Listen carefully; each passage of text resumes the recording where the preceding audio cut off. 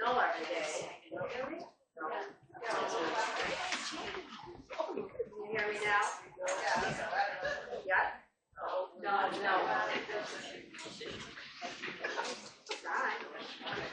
Try it again. Hello? Can you hear me? No. Let's try the other one. How about this? Yes. Okay. Even though it's snowy every day, driving up, I was looking at the landscape. It's absolutely gorgeous. Oh my gosh. I remember in 4th grade, our art class consisted of drawing winter pictures with charcoals. And I remember just drawing tree after tree with snow on it with the bare branches. And one in particular, I absolutely loved what I did. And the teacher never gave it back to me. I remember that. That was very disappointing. Well, good morning. Well, I wonder what you do with it. If you didn't already, please silence cell phones. Having survived the weekend storm, I recall feelings like those of Richard III in his soliloquy, expressing his unhappiness concerning the current state of affairs. And the quote from Richard III, "Now is the winter of our discontent." We have a reprieve from a heavy snow, but unfortunately the cold is still upon us, and unfortunately it looks like another storm may be brewing for the weekend. I'd like to thank Gail Evans again for her ingenious memorial display last week, and to Carla Till for having Rachel Gubbins present the latest information about Rome Health. I just wish that mannequin had been here so we could actually see her, or him, whichever sex they decided it to be. And I'd like to thank Patty Bates today for the beautiful orchid memorial display. At this time, Dutch has returned with her infinite wisdom and will now read last week's minutes. Dutch? Yes, I can. It's so nice to have an assistant. Yes. Thank you. All right. Good morning, everybody. Last week when I wasn't here, I had the opportunity to look at the presentation from last week online, and it was really, really wonderful. And I just wanted to make a comment on the ladies who have been doing the recording for us, because they are doing such a super job. And which reminds me of a story. Sorry, I think it makes maybe the minutes a little bit more palatable. But anyway, when I was teaching in the elementary school, we had a student that was diagnosed with Asperger's, which is on the autism spectrum. And his parents were very concerned about his behaviors at school, so they asked us to videotape him so the parents could see how he was interacting with his classmates and with his teachers. So the person who was assigned to videotape him was our library assistant, Pat. And she tried to be very discreet, but one morning she was standing in the doorway of his classroom, and he saw her. And he marches right up to her, and he said, "I don't know how many times I have to tell you I returned those library books last week."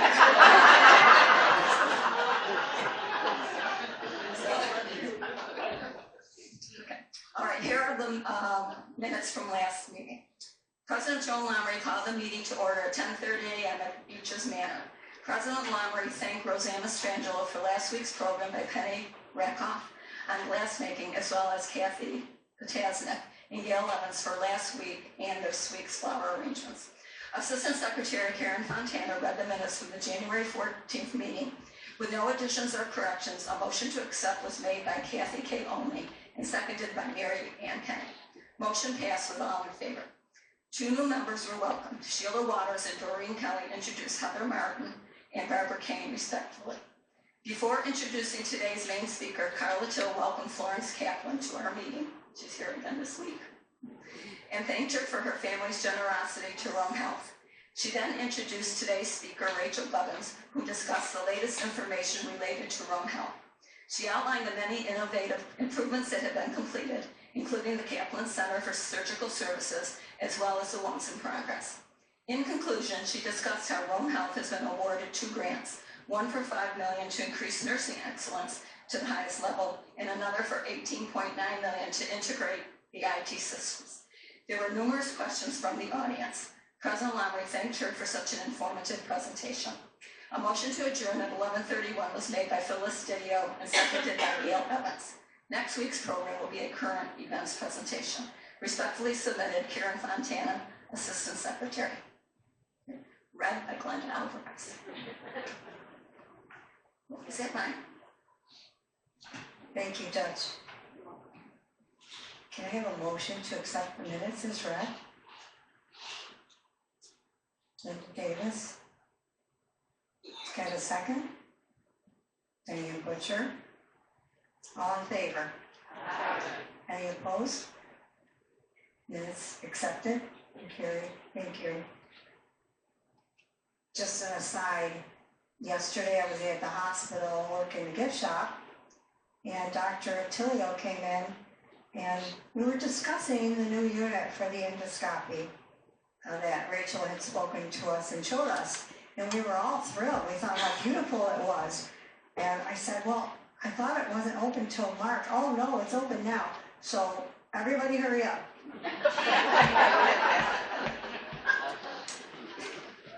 I know, I'm kind of silly today. Sheila Waters is going to present a new member. Sheila?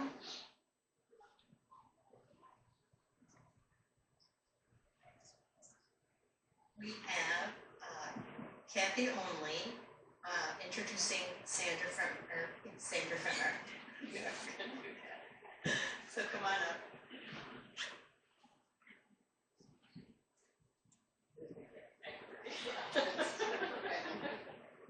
Hi, everybody. Can you hear me?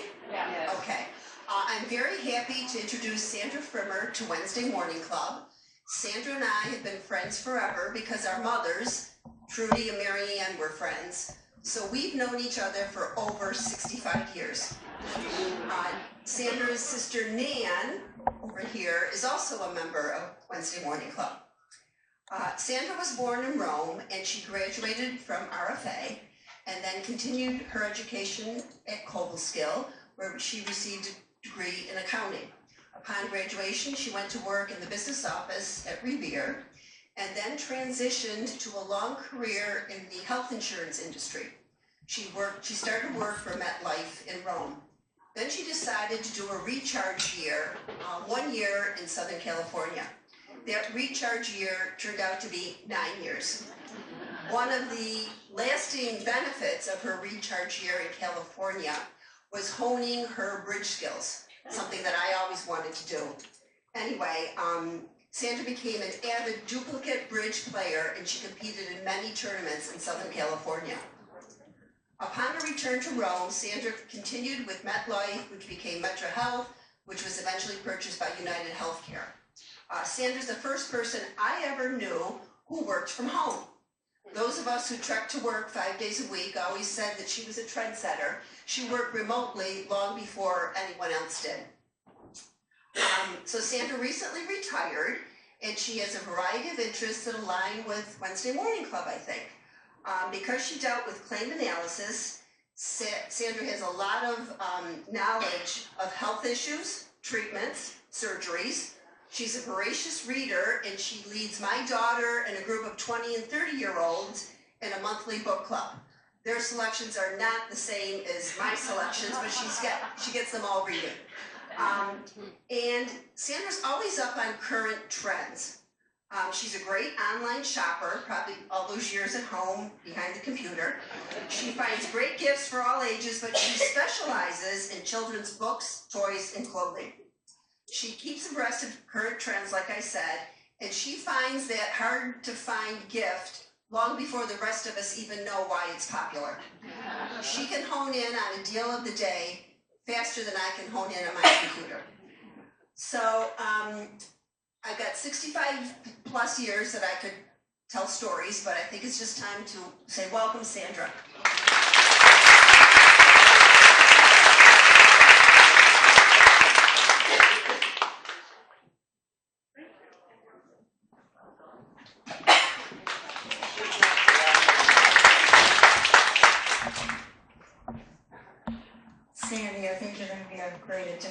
to the club. And thank you, Kathy, for sharing what you know about her. 65 years. I had you beat. Debbie and I have known each other 75 years. Today, we have a cybersecurity expert. And when I was looking for a quote, I found this by Tim Sucks Wales, who is a security researcher in technology. And this is what he said. After all, our most valuable asset is our ability to protect ourselves, our rights, and our future in an increasingly data-driven world. And here to present our speaker is Cindy Del Piano. Cindy?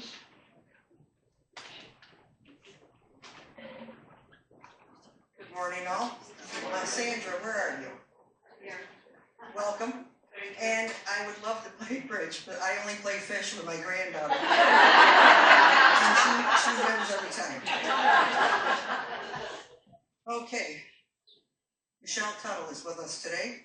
Michelle Tuttle is a seasoned expert in cybersecurity, compliance, marketing, and public relations. She is currently Vice President of Client Relations and Business Development at the cybersecurity services company Angelin Incorporated.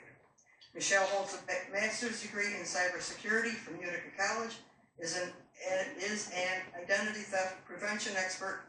She manages all client engagements, implements business development strategies, and has been instrumental in driving growth through strategic solutions. She represents Angelin at trade shows, conferences, and other events. In addition, Michelle brings to the table over 15 years of experience in the financial operations sector. You may contact Michelle on LinkedIn. I said that wrong. All right, Michelle is married to Scott. She lives in New Hartford. She has one son named Kyle, who's getting married this summer. And she has a cat named Luna. Please join me in welcoming Michelle Tuttle.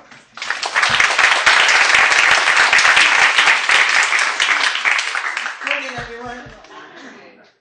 Thank you for the opportunity to be here. I'm really amazed at the turnout with the weather the way it was and the roads the way they are, so you guys are troopers. I'm going to talk to you today about cybersecurity awareness, and I'm hoping when you leave here, you'll have some tactics and some proactive initiatives that will help you mitigate the risk to yourself when you're shopping online or doing bill pay online or whatever you do in the cyber environment. So that's our goal for today. Cindy gave a great introduction to me, so we'll skip this slide. So what are we going to learn? We're going to gain an understanding of social engineering and human vulnerability trends. We're going to identify current cyber attacks. We're going to learn how to recognize cybersecurity vulnerabilities. And we're going to apply our tactics and best practices to mitigate your personal risk. Okay?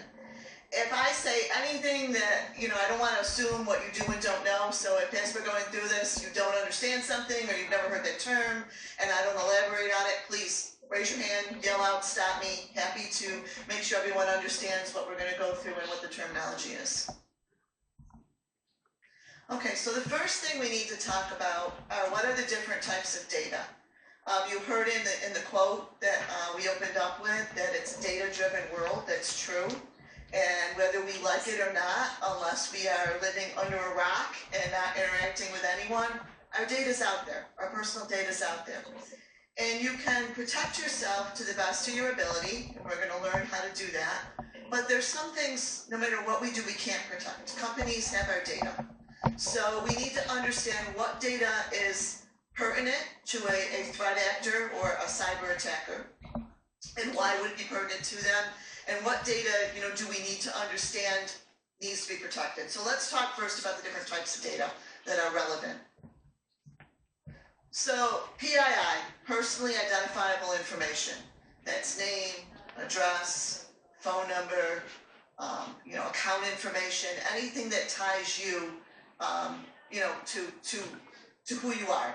So social security number, anything that would be of use to a cyber attacker, a threat actor, a bad actor, that if they got their hands on it, it would be a piece of the puzzle to them that they could try to get more information and it would be valuable to them. PHI is protected health information. And a lot of people think, well, why do I need to worry about that? Why would anybody want my health information?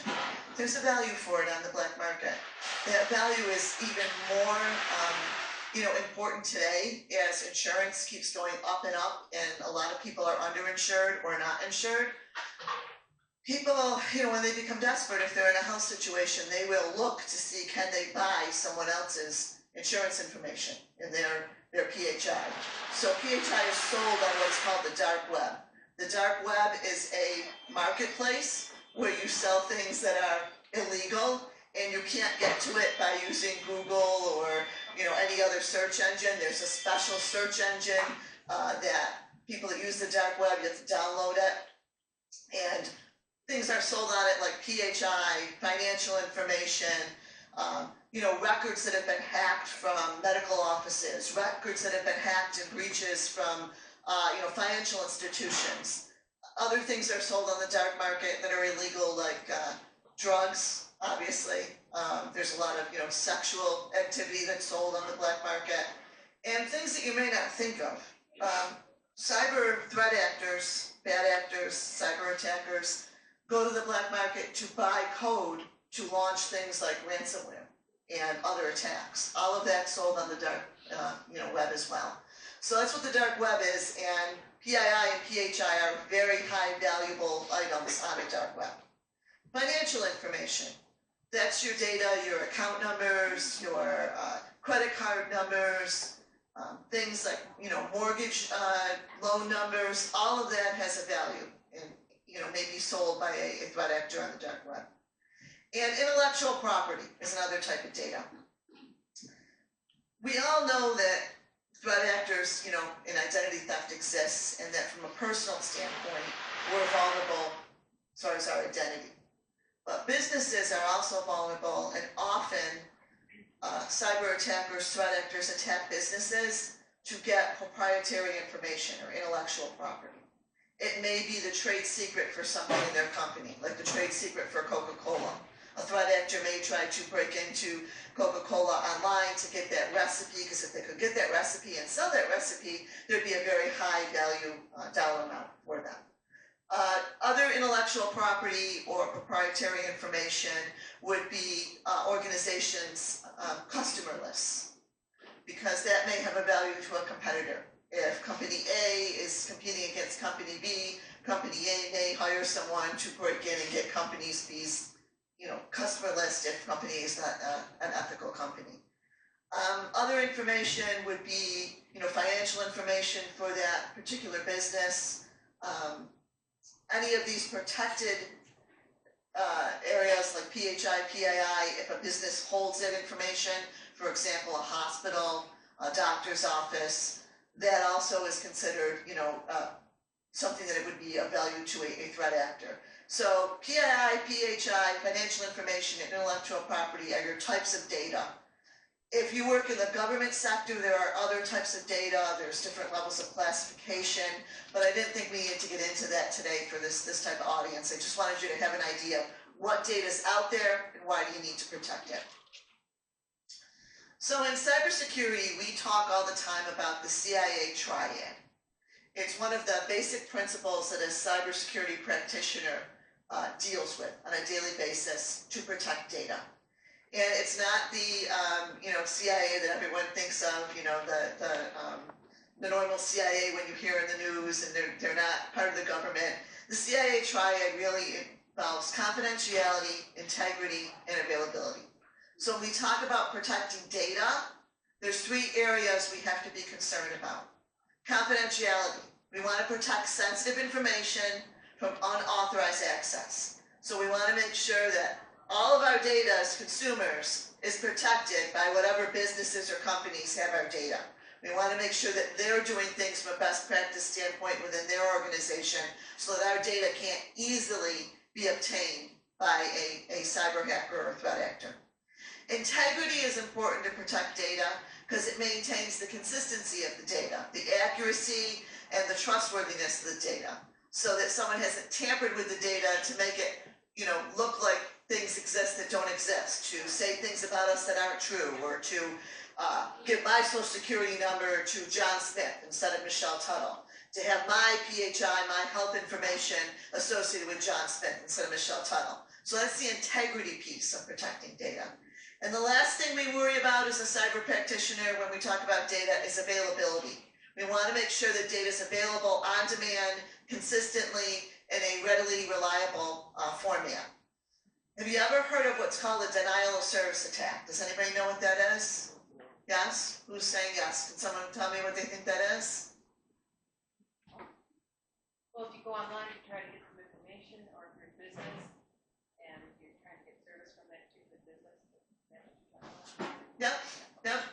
If you're using whatever their online platform is, it's all web-based usually. It can either be outward-facing, which would be a website where you put in the URL, or if you're logging into your financial institution, it may be that it's something that's a portal you're signing into where you have to have credentials to get in. The availability of those particular applications that's holding your data becomes very crucial when we're trying to access it. So if you're a cyber attacker, they would do what's called a DDoS attack, denial of service attack, where they flood that particular website, that particular application, with so many requests that it can't keep up with those requests. It shuts it down, therefore denial of service, and you can't get the information you need as the consumer. So that's what a denial of service is, and that's what we're talking about, availability. So attackers, they try to get your information, that's the confidentiality, they're not authorized. So we try to protect against that unauthorized attempt. The integrity, we want to make sure that when you're getting your information or someone else is accessing your information, whether it's your financial information through a credit report, or your health information because you have some health issue going on, you're going to the hospital, whatever it is, we want to make sure that it's protected for an integrity reason, not just that it's available and that the right people are accessing it. We want to make sure that information's accurate. So attackers go after these three things. They try to access the information they shouldn't.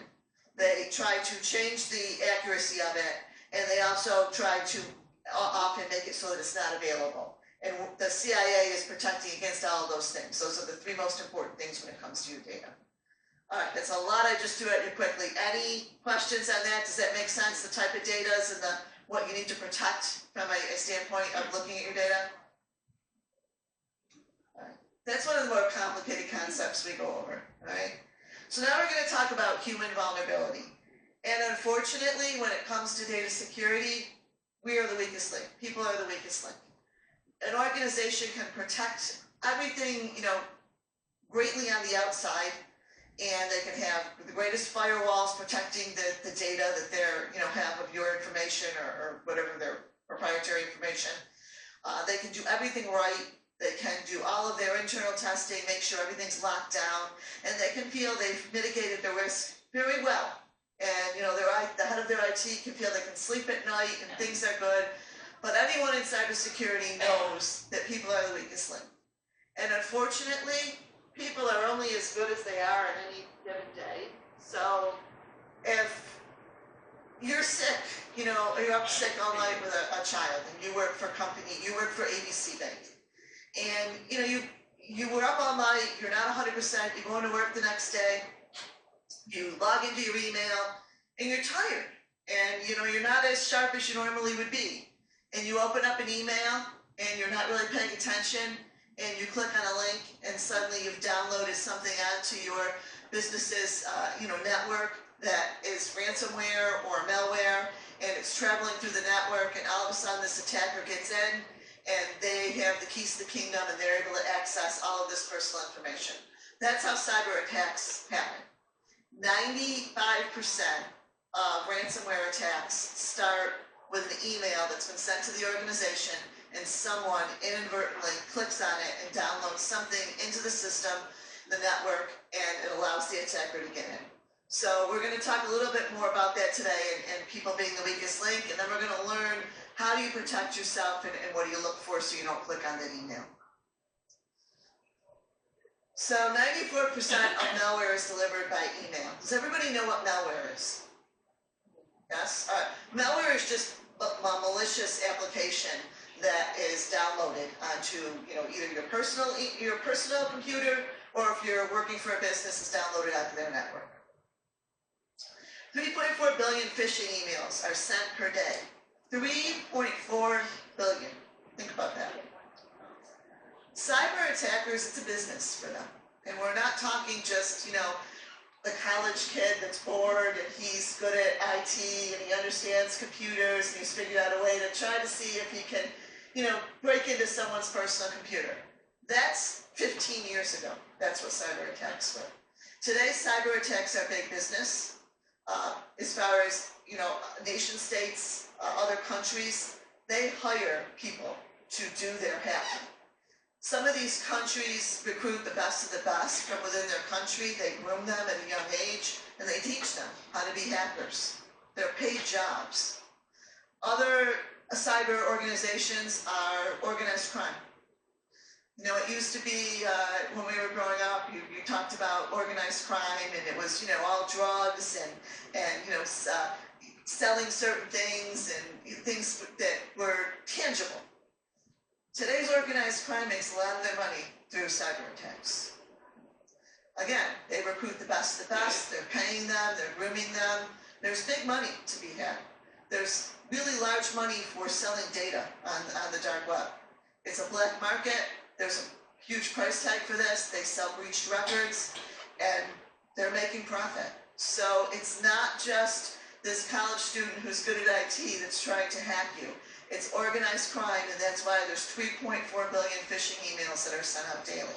So it's good to have, opportunities like this to help educate everyone, because although humans are the weakest link, we also are the best defense against preventing this happening to us by staying educated and being proactive and making sure we're doing what we can to protect ourselves. Okay, 3% of targeted users report malicious emails to management. So that's if you're working for an organization. So 3.4 billion phishing emails go out every day. But only 3% of the people that are receiving these emails and are working for a company report them to their IT department or to someone, the supervisor within an organization. The average cost of a malware attack on a company is $2.5 million. Anybody thinking, well, why do I care? Well, you care because that cost drives the price of everything up. When a company becomes a victim to a cyber attack, it's hard for them to recover. It's very expensive for them to recover. So whatever their product or service is, those costs are going to get passed on in their cost of goods. The average cost in time of a malware attack is 50 days. And I would even argue that's on the low end. We've seen governments, organizations, even small local governments that have fallen victim to cyber attacks that have taken 3 to 6 months to recover. Okay, so here now we've talked about the higher level, we've talked about what does an attacker do, why is it important to them, what's in it for them. Let's drill down and talk about social engineering and those phishing emails, and we'll talk about how you're going to protect yourself. So social engineering is nothing more than an attacker or someone gaining unauthorized access to your computer and your information. It's usually done by deception, and it's meant to gain access to that sensitive information or material that's going to have a value for them. So there's 3 types of social engineering: phishing, vishing, and smishing. And I know, I laugh. I'm going to walk a little bit so you're not just having to watch me stand here. I often used to say, was somebody drinking the night that they came up with these names?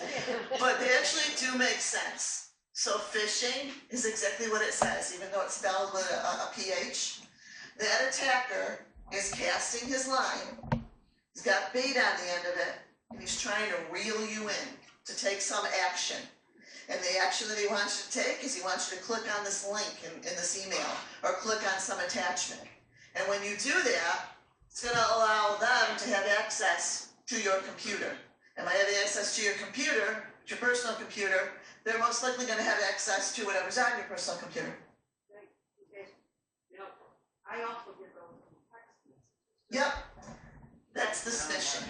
Okay, all right. So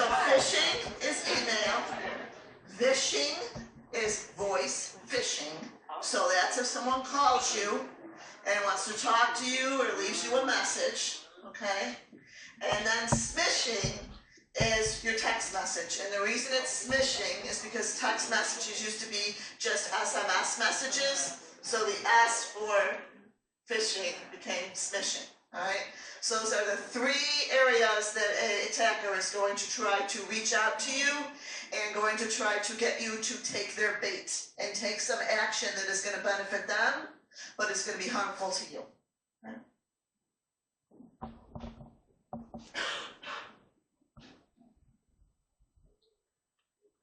So there's our little attacker with the hoodie. You're gonna laugh, but obviously a lot of who I work with, they're young. It's a young person's vertical. It's a young person's game. Although they're not as young as they used to be, because now they're all giving their first or second kid, and I remind them of that. You know, you were like 23 when we started working together. Now you're 28. My boss and I are the two oldest people within the organization. But this hacker with the hoodie, I have to tell my people, okay, you're going to be on this client meeting, no hoodies, okay? You don't need to look like that in the meeting, so, right? But that is really what they look like, so. My guys are ethical hackers, so they're good hackers, so. All right, so what's a phishing email? It's an online scam that targets you as the consumer to try to get you to take some action. Yours normally an email, but as we just talked about, it can be a text, it can be a voicemail. And it tries to appear like it's from a well-known source. And this is where they try to establish credibility to get you to take that action. So how do we identify a phishing email? Often it's a general greeting. If you get something that says, hi, or everyone, or sometimes it's, hey buddy, usually that's a red flag that it's a phishing email. However, phishing has become very sophisticated. So I don't want you to say, well, if it doesn't have that greeting, it's not a phishing email. That's a big red flag, but often the attacker will have done a lot of other research to try to figure out what your first name is, or who you are, or what you're interested in, or they'll pose as someone else. For example, dear Amazon account holder, dear Netflix user. And those often are just sent out in batches so that they know they're going to hit somebody that really is using that service. Right? If there's an attachment or a link in it that you don't recognize, and we're going to talk shortly about how you recognize it, that's a big red flag. Don't just click on whatever's in there if you really aren't sure who's sending it. The other thing that attackers do is they try to instill a sense of urgency. You have to answer this within 24 hours or your account will be frozen, or your Netflix account will be terminated, or we'll seek legal action, or we'll seek, some kind of police action. They create that sense of urgency to try to make you do what they want you to do right now. So if you're seeing that in email, take a breath, take a step back, make sure you really know who you're dealing with before you click on any links or open any attachments.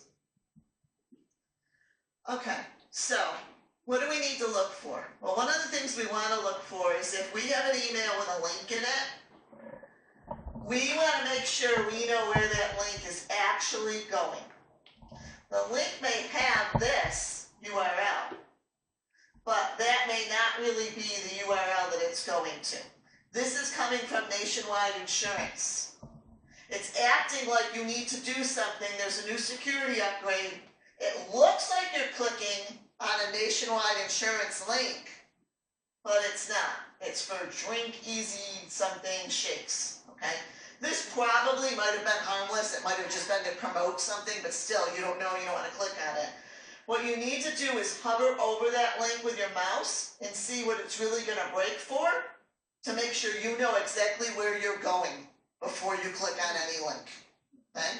So if you were to hover over it with your mouse, it'll show you exactly where that URL goes. Never mind what's typed there. You always want to check that. Any link in any email, you want to make sure you know where it's going, okay? If you have a hard time hovering, sometimes if you're on your phone, it won't let you hover to show it. You can always copy the link and put it in a URL and see where it's actually showing that it's going to go. All right? But that's really important. Just don't click on the link thinking, well, it says it's going to Nationwide Insurance. Make sure you actually know where you're going before you go there. Okay, so this is an example of what an attacker might do in a phishing email. Attackers are great at not only creating urgency, but and this is old, I know, but I keep it in here because it's something we made up. I can't actually use real businesses' emails for businesses that are our clients that we actually do this for. We do what's called social engineering testing, where we pose as the threat actor, as the attacker, and we send out phishing emails. They're not going to cause any harm. The links that you're clicking on are going right back to us and Angela. But we actually do that so that organizations can see how well their employees understand phishing and understand what to look for and are really following best practices. So this is something from we did a long time ago for one of the ones we did.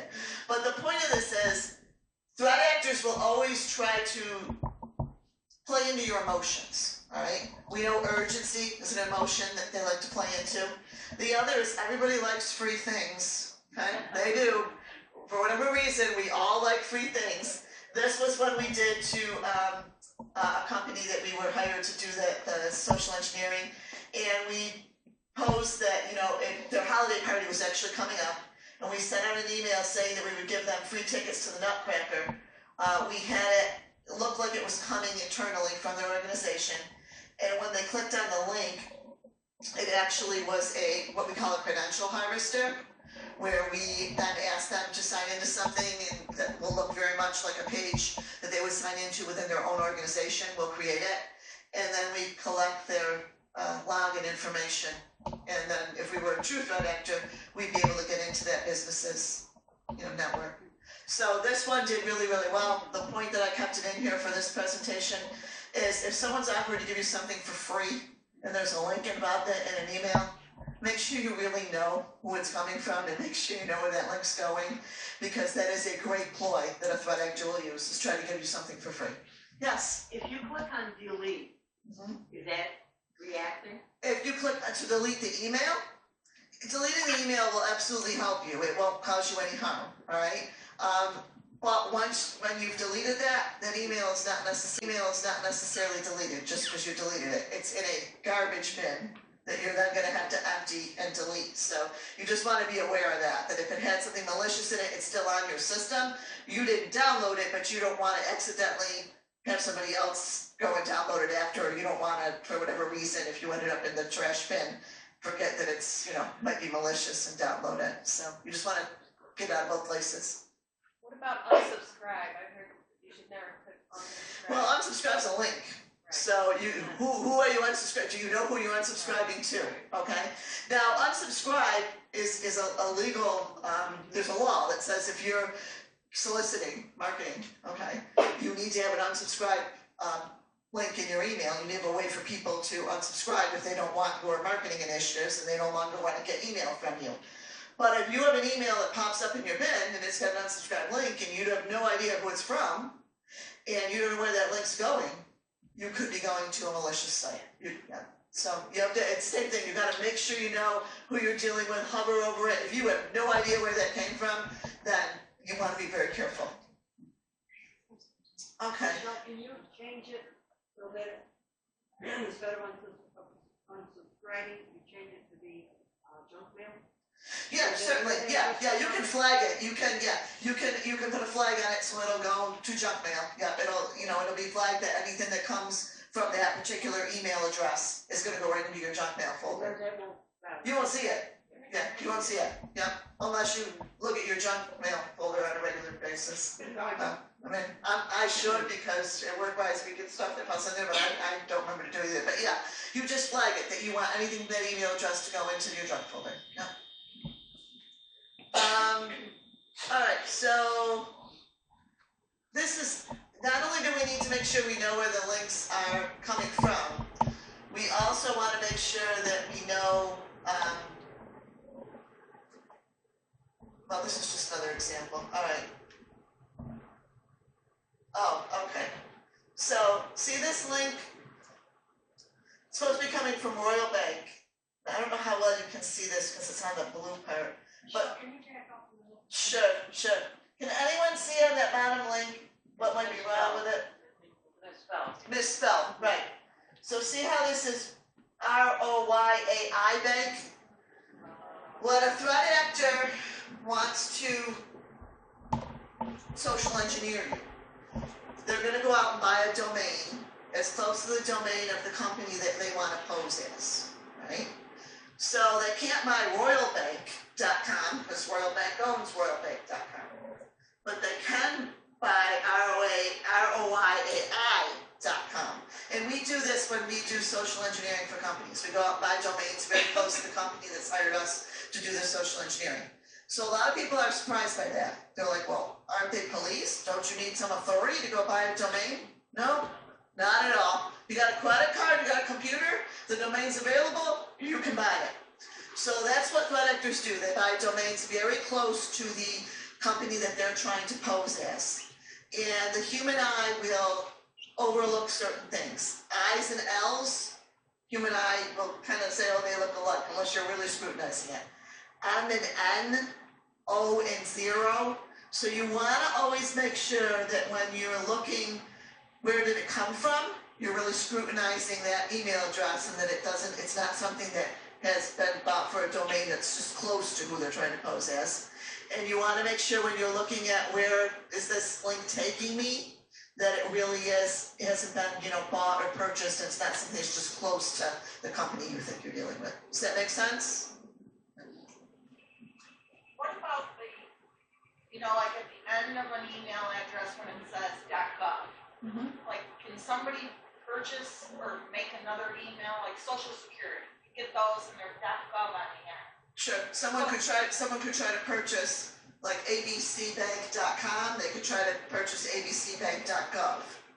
I can tell you that most large organizations have purchased all of those other extensions so that they're the ones owning them. All right, but not always. We do find them.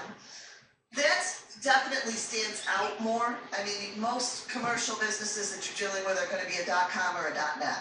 All right, but you can purchase .gov, you can purchase .edu. If it's available, there's no one policing any of that. If it's available, you got a credit card, you got a computer, you go in and you purchase it. So you do want to be aware and make sure that you know who you're dealing with. So this is just another example. You can see this is where the arrow is. This is, well, I'll ask you, what's wrong with this one? Right. Instead of it being bank.com, it's bank. So that, the threat actor has bought fiserv.abcbank.com. And this is just going over the best practices and precautions. So how do we protect ourselves? Don't open emails if you don't know the sender, right? If you get something in and you're not sure, you don't know, someone's suddenly asking you to click on a link or do something, call who it's supposed to be coming from and ask. But don't call the number in the email if it's in their sign-off. Go look up, okay, this is supposed to be coming from, Blue Cross. Go find your number for Blue Cross and call them, all right? Also, don't click on links or attachments from unknown senders. If there's links in there and there's attachments and you don't know who's sending it to you, it's always best to err on the side of caution. Confirm the actual URL that the email is coming from. We talked about that. And mouse over any links to make sure that they really, you know where they're going and that you are familiar with where they're going. Okay, so that was it for phishing. Now we're going to talk about phishing. Again, phishing is just phone phishing. The most famous type of phone phishing in the last 8 years is the IRS scam. Is everybody familiar with the IRS scam? Okay. I purposely put this in here because we're in tax season now, and this is when this scam raises its ugly head again. So the IRS is not going to call you and tell you you owe them money. They're not going to dispatch police to your house. They are not going to, you're not going to have the authorities there. So if you get a call from the IRS saying any of that, hang up. Okay? Unfortunately, a lot of people have fallen victim to this scam and have gone and emptied out savings accounts and have gone and emptied out 401ks and given money to people. And it may sound ridiculous, but this particular scam, the threat actors are very aggressive. And they really, really pull that emotional ploy to make you think that, there's urgency and that you're in danger, you're going to be arrested, your house is going to be taken away from you, and unfortunately people have fallen victim. So just be aware that every year at this time, that one starts again. This is an example that, just because a lot of banks still have the referral program where if you refer a friend, they'll give you so much, into your own account. Threat actors will go to great lengths to try to get the information they need via phone call. And often they'll start with a phone call and get enough information so that then they go on to a phishing attack. Okay? But this is just to show the urgency. This person says, hi, I was just speaking to Michelle in deposit operations. She transferred me to you. She said you would be able to help me with a refer a friend promotion. I got this postcard in the mail yesterday. Okay, yeah, that still happens. Banks still do that. They send them out. They told me to sign up for checking and use my friend as a referral so we can both get this $25. So my friend used a customer that's been obtained from Facebook. All right, switch up the names. They've not used the same name on every call. My friend referred me, Diane Butcher, sorry, and gave me her account number, but they're telling me it's not complete, and I need the complete number to do the refer a friend program, right? So this person's calling the ops center, they have this information. I have to go out of town tomorrow for a few days on a personal emergency.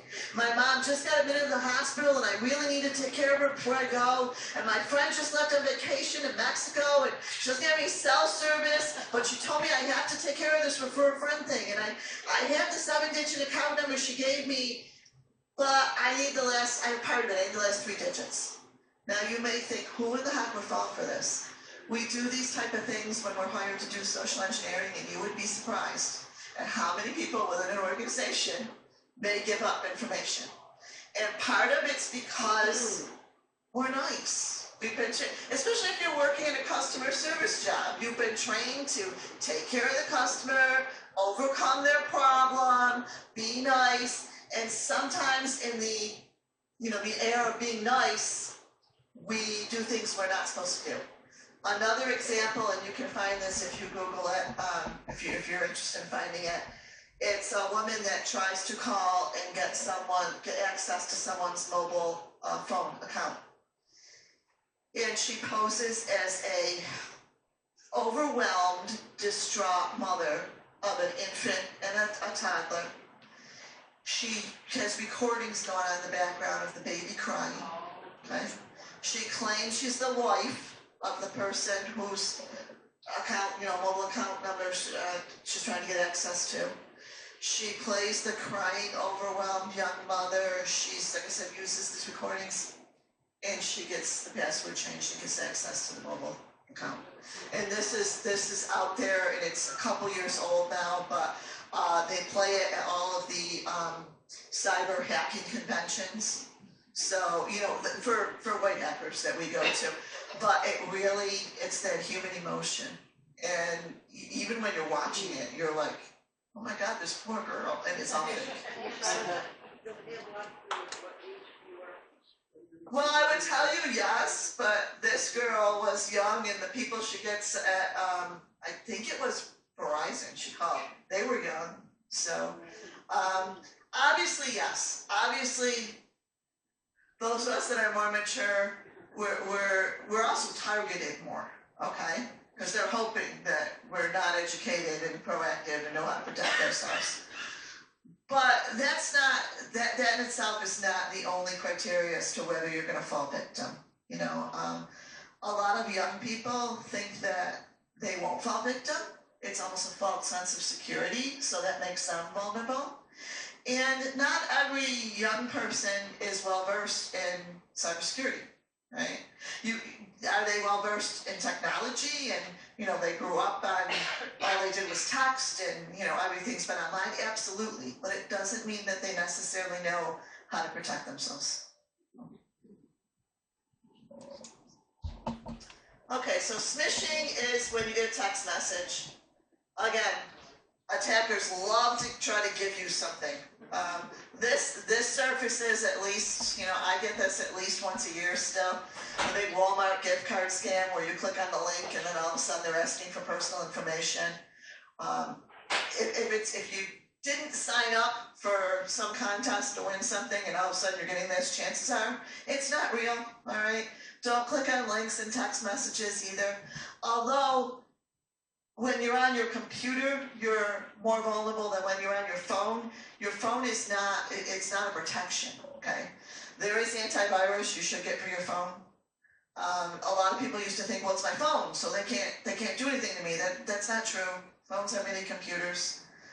If you're an iPhone user, yes, there is some protections that are built right in that do protect you more, but it's not that it's a sure thing that you're not going to get hacked on your phone. So you need to be cognizant of what you're clicking on and where you're going and what information you're getting.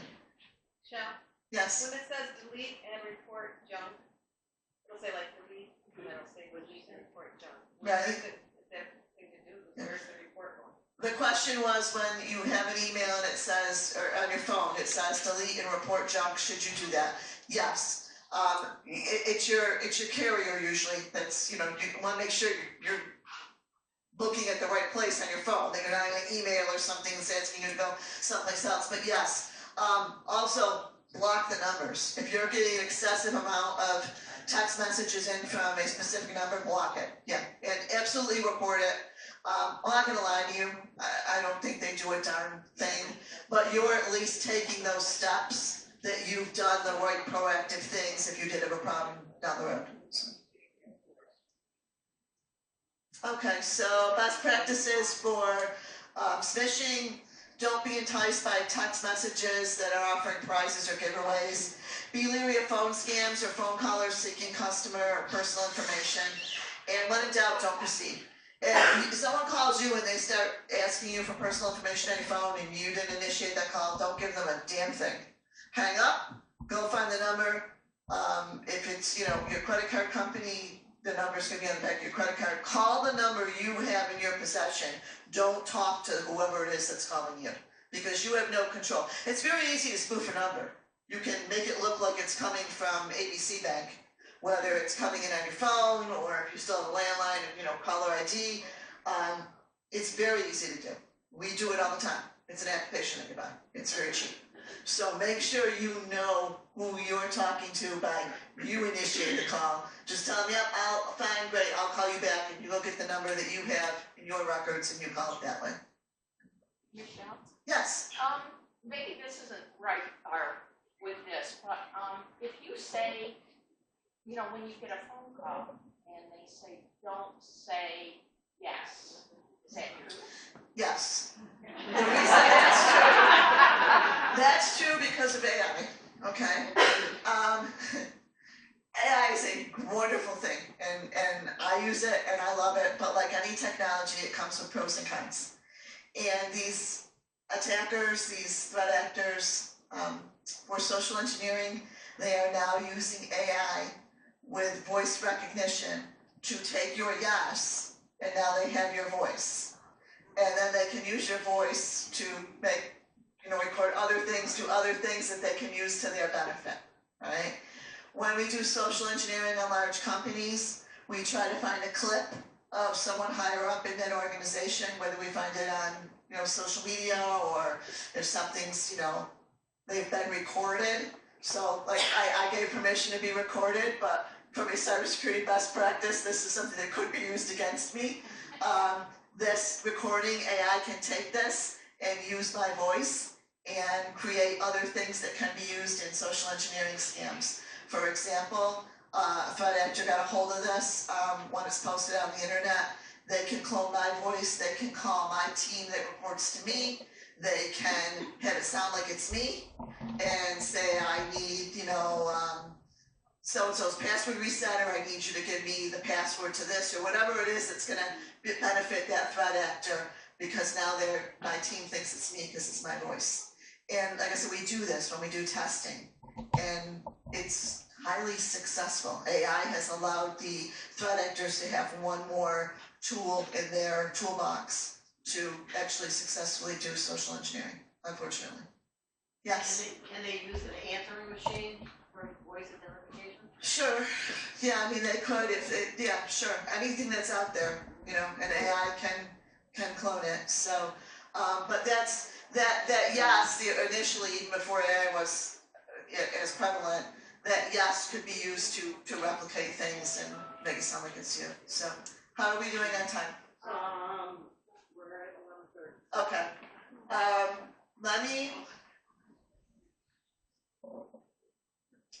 I just wanted to tell you a little bit about ransomware. Ransomware is still on the rise. Ransomware is when you click on that link and it downloads ransomware onto your system and it encrypts all of your files. And then you can't do anything with them, right? What I want to make sure you take away today is, if God forbid you fall victim to ransomware, please do not pay anybody the ransom, all right? There's two schools of thoughts on this. Some large organizations aren't paying ransoms, but here's what I can tell you. You're not dealing with a credible business person. You're dealing with a threat actor. There's no guarantee that they're ever going to give you your files back. And once you pay them, you become a marked target on the black market in the world of, you know, threat actors, because they think you're an easy victim. And you're probably going to get marked again. So really, the best way to protect yourself against a ransomware attack is back up everything you have on your computer. It's very easy to purchase a backup service now. Backup is all done in the cloud. There's backup pricing for the individual consumer. It's not like before, where if you were in a business, you couldn't afford to have backup. Back yourself up, back it up into the cloud. And if God forbid anybody ever get a hold of your information, and you know you become victim of ransomware and everything's encrypted, you don't care, because you have everything. You have your photos that you want, you have your tax return, you have your health records. So protect yourself that way. That's the best way to protect yourself. Just real life ransomware, the most current, well, not the most current, but one of the largest, most current that you may be familiar with was the MGM Grand in 2023. Became victim to ransomware. An employee clicked on a link. Something got downloaded onto the MGM's network, and there was also phishing involved, where they had called and gotten other information to strengthen their credibility, and that's how they got the employee to click on the link. And MGM ransomware, where all of a sudden all of this was encrypted, and they couldn't get to information and people's hotel reservations, etc. So I just wanted you to have a real world example.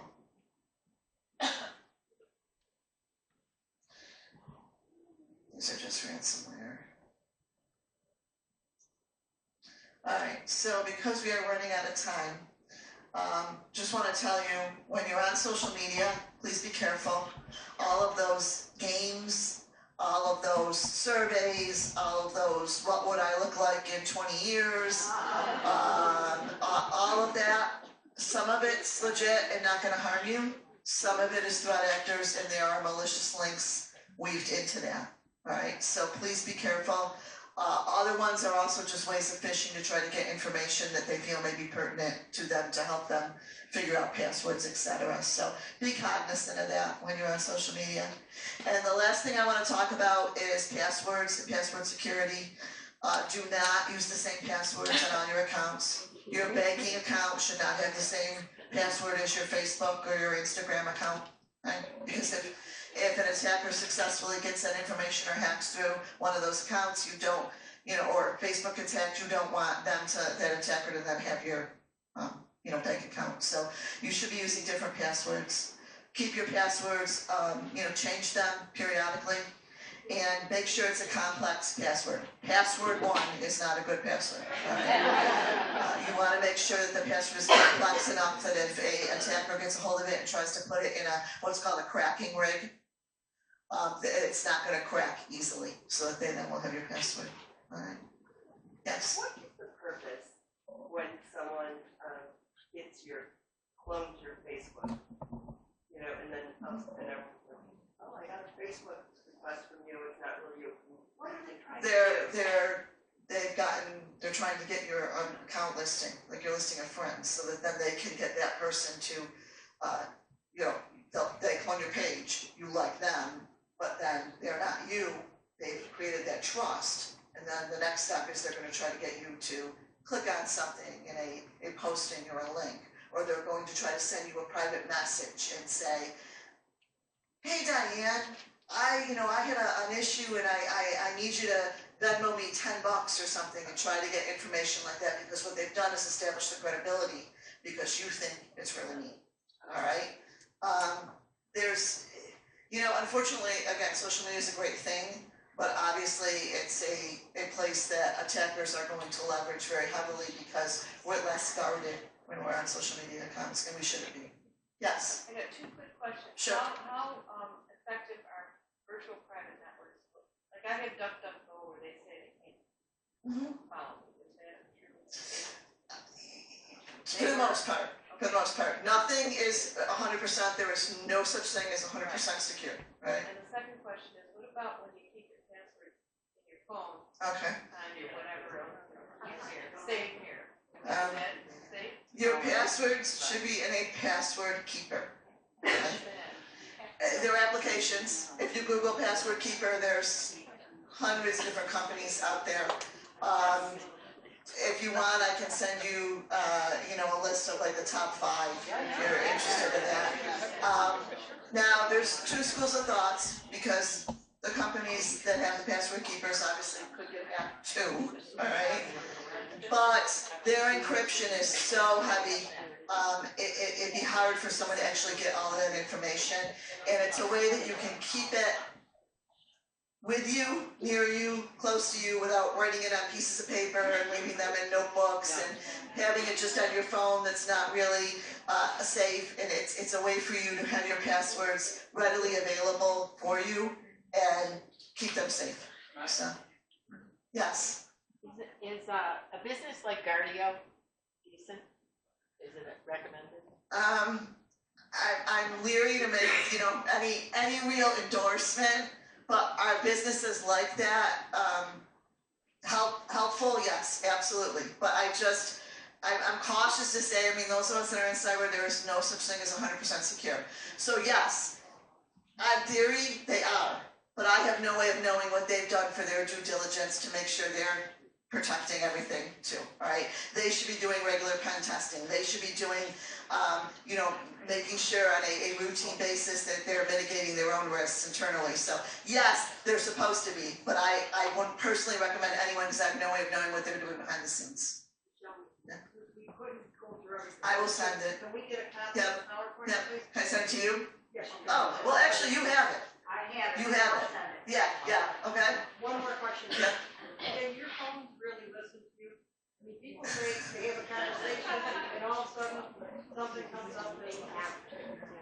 Your phone's not really listening to you, but data is being collected from a marketing standpoint that is then producing that all of a sudden in your feed. You were talking about, for example, Edgar Allan Poe Speakeasy is coming to 5 Points Brewery in Utica.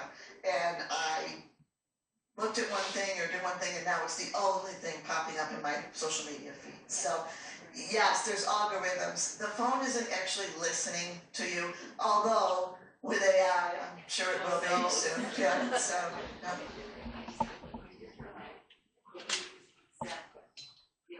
Right. Cookies are a way for that session to stay on your computer so that, I don't know, like ABC Company is selling toothpaste, okay? And you went to ABC Company's website and there's cookies on the website. So when you used your browser to get there, it downloaded these cookies in this session. So when you go there again, they know you've already been there. They know you're interested in them. They know your history. That's what the cookie's actually doing. It's like a token for them to know this person's been here before, right? So it says, I accept. You but you're not gonna get everything on the website, alright? So, some of it's accepted risk if you wanna look at that product, alright? But you can go and periodically clean out your cache and stuff, so it'll get rid of it. Where's your company? Angela is located on Court Street in Utica. We're in the old Bronick Press building. That's all been renovated and it's all business suites now, and then the upstairs is apartments. But we've been in business for 13 years. So prior to that, we originally were incubated in Utica College's cyber lab because the 3 original owners were all professors at Utica College. What was your question? Is there a way to not get 17,000 emails? Is there a program? Well, I know, but. You can flag certain things so that they will go in your junk folder, okay? There are ways to do that, yeah. I mean, the email's still gonna come in, it's just you won't see it in your inbox, it's gonna go in your junk folder. So you can, yeah, there's things you can set up, you can also set up different, what are you using for email? What type of email do you have? Outlook, okay. I don't know the specifics of Outlook, we're a Google shop, so, but I'm sure there is a way to do it in Outlook as well. But like for Google, I can set up different folders so that anything that's a promo goes in one folder. Because there are some promo things I wanna look at, I just don't wanna be looking at them all day long, yeah, so. When you unsubscribe from it does come back to you. How does that work? When you unsubscribe, it comes back to you to tell you you're unsubscribed? Say it's a store and you don't wanna hear from them anymore. Right. And then like a couple months later, there they are. Oh, they shouldn't be. They shouldn't? No, they shouldn't be. No, you can report that. I would reach out, if, okay, let's say it's, I don't know, the Loft, and I unsubscribed and it's still coming. I would then, see if there's, go to their website and see if there's some other, contact there that you can say, I unsubscribed, I no longer want to receive these. Because you shouldn't be. No, I mean, the law is very clear about that, so. Yes. What do you do when you get a letter from a business saying that they've been hacked or whatever, and your information is now at risk? And you should sign up with Equifax or whoever. If it's being offered to you for free, take it. Okay, yeah, So, take it. I took it. You should go into the 3 different credit bureaurs. It used to be that you could do one and they would communicate with each other. They no longer do that. You have to go into all 3 separately and put a freeze on your account. Okay? It's a pain in the butt. And if you ever want to take out any kind of loan, you have to then unfreeze it. It doesn't take long to unfreeze it, it's just remembering to do it. So let's say you were in the Loft shopping and you suddenly want their credit card. You can't just sign up for their credit card because no one can pull your credit history, you got this freeze on it. But it is very advisable to do. And unfortunately, we can't protect ourselves from our data that's out there and other companies get hacked. I do this for a living. I've been doing this for 11 years. I'm very well versed in how to protect myself. During COVID, when there was the unemployment scam going on, my boss calls me and says, "Did you move?" I'm like, "What are you talking about?" "You got a place in Manhattan, pretty posh part of Manhattan too." I'm like, "What are you talking about?" "I just got a notice that you are getting unemployment." Couldn't do anything about it.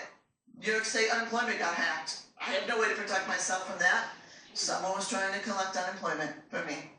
So I have a freeze. I'm gonna have that freeze forever because my social security number is now out there. So yes. All the places now that ask you to do a 2-system authorization. That was part of my presentation.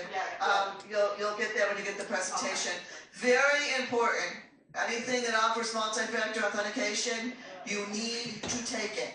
Because that way if someone gets a hold of your password, well, let's use your bank for example. Even if they get your password, they're not going to be able to get into your account because you need the second piece. You need the code that's going to come to your phone as a text message. Or they're going to call you, whatever the multi-factor means is. It's very important to make sure where that's offered on any account. If it's not mandatory and you're being asked, do you want it? You want it. Okay? Yes, it's one more step. Yes, it takes a little bit more time. But that is one of the few protections you have to protect yourself if someone gets hold of your passwords. All right, there's a lot more information in this presentation. We'll send it out. Anyone has any questions, my email is at the end, I believe. Please feel free to, send me an email, I'm happy to answer you. And thank you for the opportunity to speak with you tonight.